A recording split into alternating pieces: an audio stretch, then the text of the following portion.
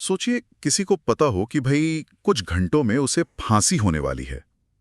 वो क्या करेगा अपनी जिंदगी के आखिरी पलों में?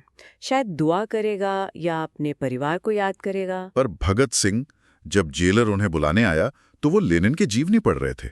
और उन्होंने जेलर से कहा, ठहरो, एक क्रांतिकारी दूसरे क्रांतिकारी से मिल रहा है। हम्म ये एक छोटी सी घटना है, पर ये उस नौजवान की पूरी कहानी कह देती है, जिसे हम अक्सर सिर्फ एक तस्वीर में देखते हैं। हाथ में पिस्तौल लिए एक जोशीला शहीद। बिल्कुल। आज हम उसी तस्वीर के पीछे छिपे विचारक को समझने की कोशिश करेंगे। हमारे पास जो स्रोत है वो ऑल इंडिया यूथ फेडरेशन की एक पुरानी पुस्तिका है, pages from the life of a martyr. तो आज का हमारा मकसद सिर्फ उनकी जिंदगी की घटनाओं को दोहराना नहीं है, बल्कि उस वैचारिक सफर को समझना है कि कैसे एक राष्ट्रवादी क्रांतिकारी वैज्ञानिक समाजवाद और मार्क्सवाद के रास्ते पर चल पड़ा। चलिए इस सफर की गहराई में उतरते हैं। और ये सफर इसलिए भी दिलचस्प है क्योंकि हम इसे भगत सिंह के ही शब्दों से समझेंगे। उनके लेख, अदालत में दिए बयान, जेल डायरी। हाँ, ये सिर्फ इतिहास नहीं है, ये एक तरह से एक दिमाग के विकास की कहानी है। ये समझने की कोशिश है कि उनके लिए इंकलाब का असली मतलब क्या था और वो कैसा भारत बनाना चाहते थे। तो कहानी की शुरुआत होती है एक ऐसे माहौल से जहां क्रांति हवा में थी। 27 सितंबर 1907 को एक ऐसे परिवार में उनका जन्म हुआ जहां देश प्रेम विरासत में मिलता था। हाँ, उनके चाचा पिता सब आंदोलन से जुड़े थे। बिल्कुल।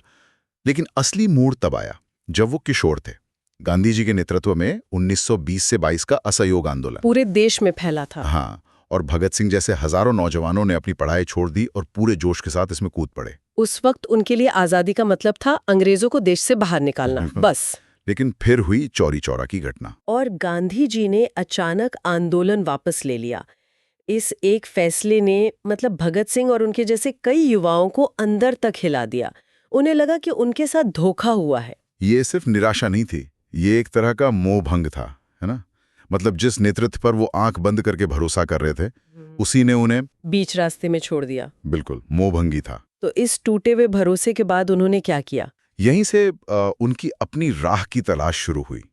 उन्हें समझ आया कि सिर्फ भावनाओं के सहारे आजादी नहीं मिलेगी। उन्हें एक नया, ज्यादा असरदार रास्ता खोजना होगा। और इसी खोज में वो 1925 में सिर्फ 18 साल की उम्र में लाहौर में बनी नौजवान भारत सभा के महासचिव बने। और ये कोई मामूली संगठन नहीं था। बिल्कुल नहीं। किस मायने में ये अलग था? ये सिर्फ अंग्रेजों भारत छोड़ो नहीं कह रहा था। ये संगठन खुले तौर पर समाजवादी विचारों की बात करता था। ये कहता था कि हमें सिर्फ सरकार नहीं बदलनी, हमें पूरा सिस्टम बदलना होगा। अच्छा, ये नौजवानों को धर्म और जाति से ऊपर उठकर एकजुट होने के लिए प्रेरित करता था। एक तरह से ये हिंदुस्तान रिपब्लिकन आर्मी यानी HRA के लिए क्रांतिकारियों की नर्सरी बन गया। और फिर आता है कहानी का सबसे बड़ा वैचारिक मोड़। सितंबर 1928। दिल्ली के फिरोज शाह कोटला के खंडहरों में वो गुप्त बैठक। हाँ, और यहां भगत सिंह और उनके साथियों ने HRA को एक नया नाम दिया, Hindustan socialist Republican association, HSRA। वो एक शब्द जोड़ा गया, सोशलिस्ट, समाजवादी। सतह पर तो ये सिर्फ एक शब्द लगता है, लेकिन इसके पीछे विचारों का एक पूरा तूफान था। ये एक बहुत बड़ा कदम था। सोशलिस्ट शब्द जोड़ने का मतलब था कि अब उनका मकसद सिर्फ राजनीतिक आजादी नहीं था। वो कह रहे थे कि अगर अंग्रेज चले भी गए और उनकी जगह हिंदुस्तानी अमीर और जमींदार गरीबों का शोषण करते रहे, तो उस आजादी का क्या फायदा? सही बात है। असली दुश्मन सिर्फ ब्रिटिश राज नहीं, बल्कि वो पूरी व्यवस्था थी जो इंसान के हाथों इंसान के शोषण पर टिकी थी। और ये विचार हवा में से तो नहीं आए होंगे। उस समय देश दुनिया में ऐसा क्या चल रहा था जिसका उन पर इतना गहरा असर पड़ा? बिल्कुल, आप देखिए, रूस में 1917 की क्रांति हो चुकी थी। उसकी खबरें भारत पहुंच रही थीं। अच्छा। मजदूरों और किसानों की सरकार का विचार नौजवानों को बहुत आकर्षित कर रहा था। साथ ही भारत में भी मजदूर आंदोलन जोर पकड़ रहा था। 1928 में बंबई में कपड़ा मिलों की जबरदस्त हड़ताल हुई थी। हाँ, उसने सबको हिलाकर रख दिया था। तो भगत सिंह और उनके साथी देख रहे थे कि असली ताकत तो इन मजदूरों और किसानों के पास है।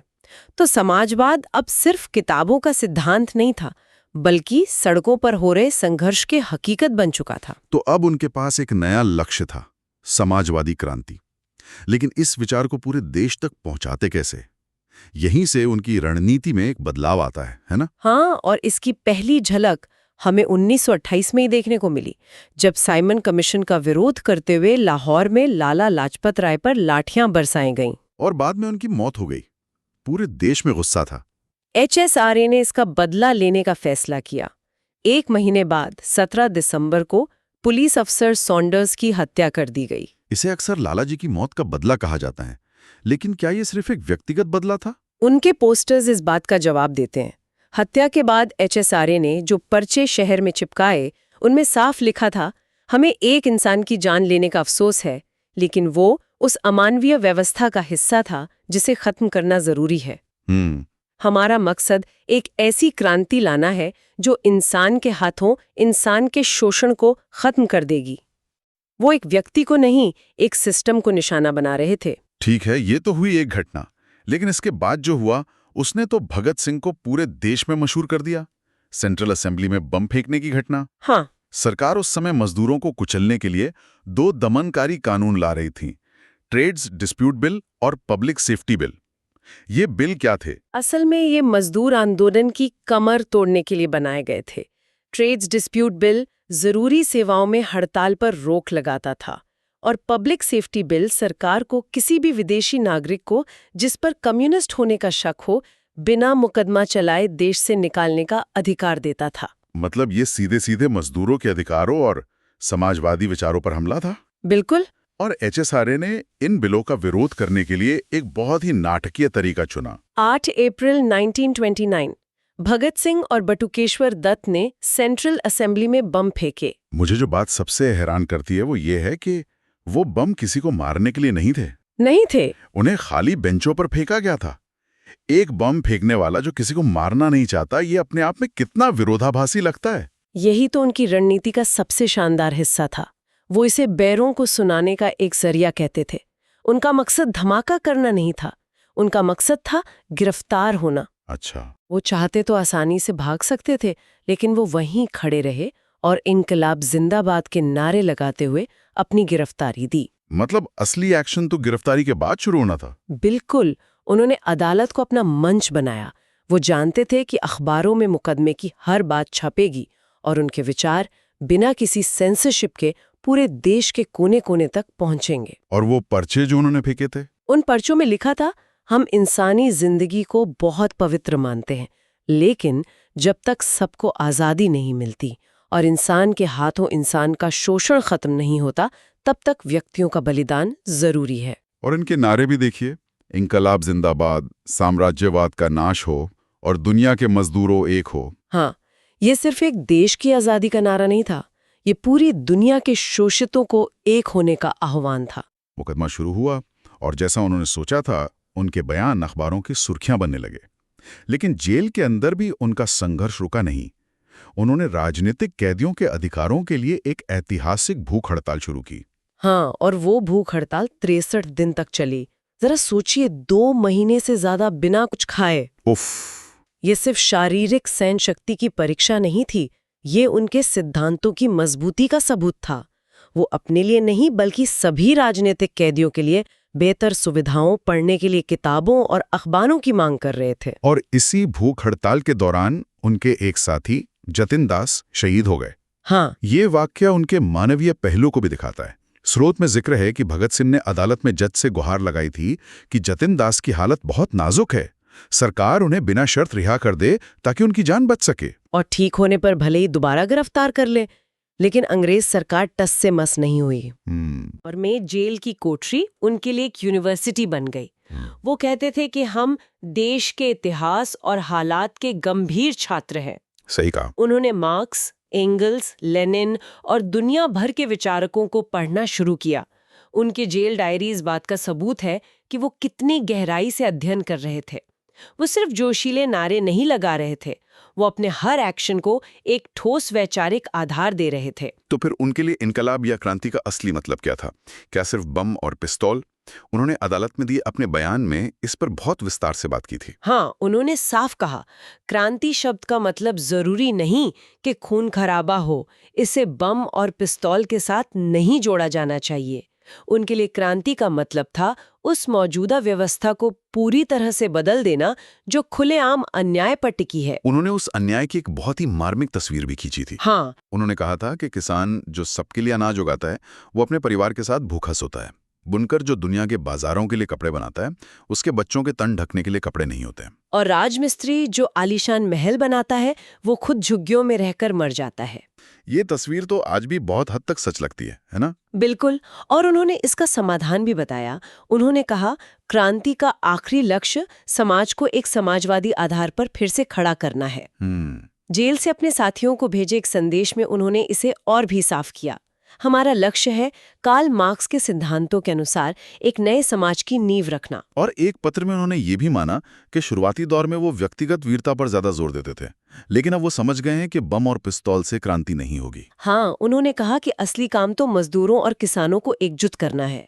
ये उनके विचारों में आए जबरदस्त विकास को दिखाता है। 7 अक्टूबर 1930 को फैसला आया, भगत सिंह, सुखदेव और राजगुरु को मौत की सजा। पूरे देश में इस फैसले के खिलाफ आवाजें उठी, लेकिन अंग्रेज सरकार ने किसी की नहीं सुनी और 23 मार्च 1931 की रात को तय तारीख से एक दिन पहले ही तीनों को फांसी दे दी गई। कहते हैं कि वो इनकलाब जिंदाबाद और साम्राज्यवाद मुर्दाबाद के नारे लगाते हुए फांसी के फंदे पर झूल गए। उनकी शहादत के बाद जो हुआ वो भी बहुत कुछ कहता है।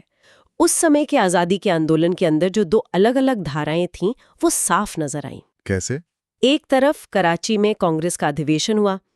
वहां पास हुए प्रस्ताव में उनके बलिदान और वीरता की तारीफ तो की गई, लेकिन साथ में एक लाइन जोड़ दी गई कि कांग्रेस किसी भी तरह की राजनीतिक हिंसा से खुद को अलग करती है। अच्छा, और दूसरी तरफ क्या प्रतिक्रिया थी? दूसरी प्रतिक्रिया आई मेरठ जेल में बंद कैदियों की तरफ से, जिनमें कई कम्युनिस्ट और मजदूर नेता थे। उन्होंने एक बयान जारी किया जिसमें इस फांसी को साम्राज्यवादी इंसाफ का सबसे क्रूर मजाक और एक बर्बर हत्या कहा गया। उन्होंने भगत सिंह और उनके साथियों को राष्ट्रीय क्रांति का शहीद कहकर सम्मानित किया। तो ये दो प्रस्ताव एक ही घटना पर दो बिल्कुल अलग नजरिए को दिखाते हैं। बिल्कुल। और अब हम कहानी के अंत में वही वापस आते हैं जहां से हमने शुरू किया था, फांसी से कुछ घंटे पहले लेनिन की जीवनी पढ़ते हुए भगत सिंह। ये सिर्फ एक किस्सा नहीं है, ये उनकी पूरी विरासत का सार है। सही कहा। 24 साल की छोटी सी जिंदगी में वो एक जोशीले नौजवान से एक परिपक्व मार्क्सवादी विचारक बन गए। उन्होंने हमें सिखाया कि सच्ची क्रांति के लिए सिर्फ जोश और कुर्बानी का जज्बा ही काफी नहीं है। उसके लिए लगातार पढ़ना, सोचना और दुनिया को एक वैज्ञानिक नजरिए से समझना भी उतना ही जरूरी है। उन्होंने खुद कहा था, आलोचना और स्वतंत्र चिंतन एक क्रांतिकारी के दो सबसे जरूरी गुण हैं। उन्होंने हर बनी बनाई धारणा पर सवाल उठाया, उसे तर्क की कसौटी पर परखा और फिर अपना रास्ता चुना। उनकी विरासत सिर्फ बलिदान की नहीं बल्कि निरंतर सीखने की भी है। उन्होंने साबित कर दिया कि जेल की दीवारें विचारों को कैद नहीं कर सकते। उनकी ज्ञान की प्यास आखिरी सांस तक जिंदा रही। तो इस पूरी चर्चा के बाद एक सवाल मन में रह जाता है, भगत सिंह की कहानी से आज क्या सीखा जा सकता है? शायद सबसे बड़ी सीख ये नहीं है कि उन्होंने क्या किया, बल्कि ये है कि उन्होंने सोचा कैसे। जिस तरह उन्होंने हर चीज पर सवाल उठाया, क्या वो नजरिया आज की जटिल दुनिया को समझने में हमारी मदद कर सकता है? उनकी शहादत ये याद दिलाती है कि सिद्धांत जिंदगी से भी बड़े हो सकते हैं, लेकिन उनका अध्ययन हमें ये बताता है कि उन सिद्धांतों को बनाने के लिए कितनी मेहनत, कितनी पढ़ाई और कितना गहरा चिंतन जरूरी है।